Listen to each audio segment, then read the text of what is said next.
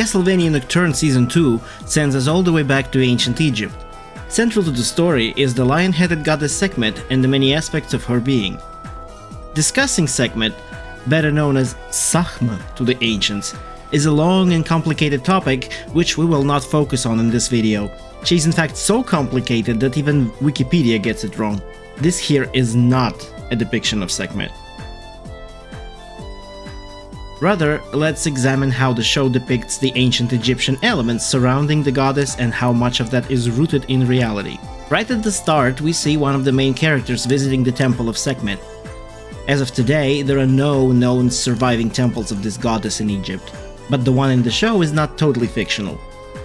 If we look closely, we can immediately recognize one of the most famous Egyptian landmarks, the temple complex of Philae. Correct English pronunciation of it is a bit of a mystery to me, as I've heard several different versions, but the Greeks called it Philae and the Egyptians called it Pilak, so I guess let's settle on Philae. These figures we see here look suspiciously similar to the ones on the front of the second pylon of Philae. Yeah, this thing in Egyptian temples is called a pylon.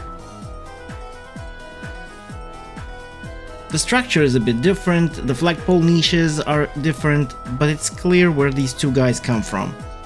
By the way, meet Pharaoh Ptolemy XII and the god Horus. Now this doorway isn't there in the real temple, but it also didn't come out of nowhere. If we now look at the daytime view of the temple on the show, first, there's the same looking doorway. Actually wait, no, first we see that the wall is totally different.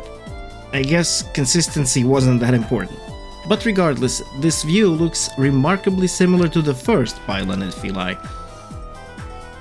And if we look from this angle, this entire section was almost directly copied into the show. Even this square hole survived the transition pretty much one-to-one. The rest of the wall looks different, but yet again, the source is not far. It's a bit obscured, but here are the elements all of this is composed of.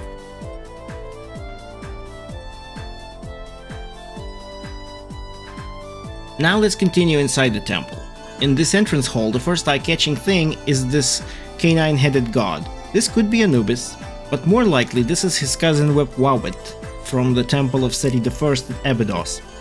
And yes, whenever you see an Egyptian canine-headed god, it's not always Anubis. There are others, and quite often they are visually indistinguishable, in which case the only way to tell them apart is to analyze the context of the scene or read the inscriptions around them, which often spell out their names.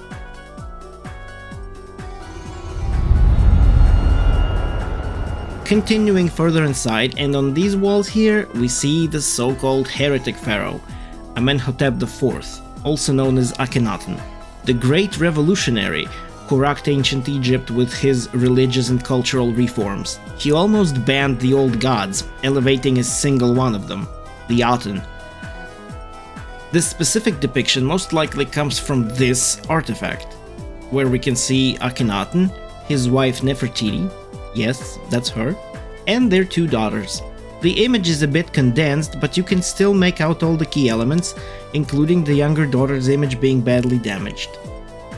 This is pretty much copy-pasted around the room, with various deterioration textures superimposed, but the damage in the corner is very consistent everywhere.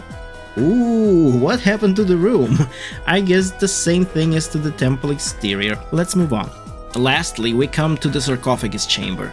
Again, here is the same picture of Akhenaten's family, with Sekhmet on the throne edited in. And here on the sides, this chubby-looking guy is Khonsu, the moon god, and this is based on this type of his depictions. Pretty much everything else in this picture looks original to the show and quite atypical for Egyptian art. I wish the resolution was higher so we could maybe try reading these inscriptions. Oh wait, I think I can make out what this is. This looks like the names and titles of Ramses II, better known as Ramses the Great. Most pharaohs of Egypt had 5 traditional names. Here we see 2 of them. The throne name, given when the king ascends to the throne, and the birth name, given at birth. The throne name is often preceded by these symbols which translate as dual king. Sometimes there are also these, which mean Lord of the Two Lands. The birth name is often identified by these symbols, which mean son of Ra, Ra being the sun god. Sometimes there are also these, which mean Lord of the Crowns, or Lord of Appearances. And then this is all followed by Beloved of Ra-Horakhti, the great god.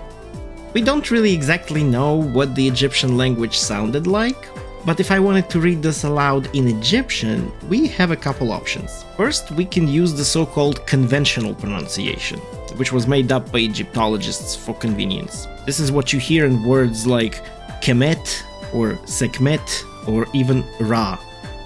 Those words never sounded like that historically. It's a purely modern invention. So if we use it, we would get Nesud biti neptawi, usermat ra setepen ra, sare nepkau, ramesu meriamun, meri rahorakti necher a. Completely inaccurate from historical point of view, but very convenient and widely used. But we also have another option.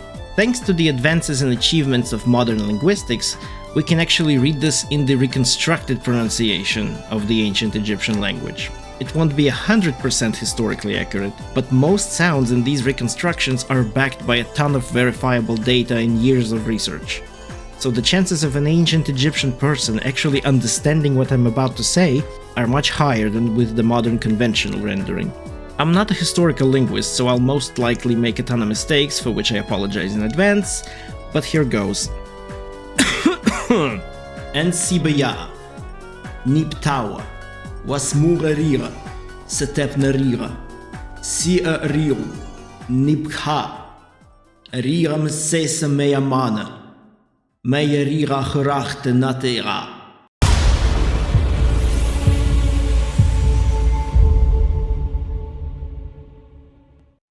Well, I guess we covered enough for now. Hope you enjoyed this little ride, and if you did, please like, subscribe, and share this video with other fans of Castlevania and/or Ancient Egypt. If you'd like a deeper dive into anything we discussed, or just have some general questions about Ancient Egypt, please leave a comment and I'll make sure to get back to you. Until next time.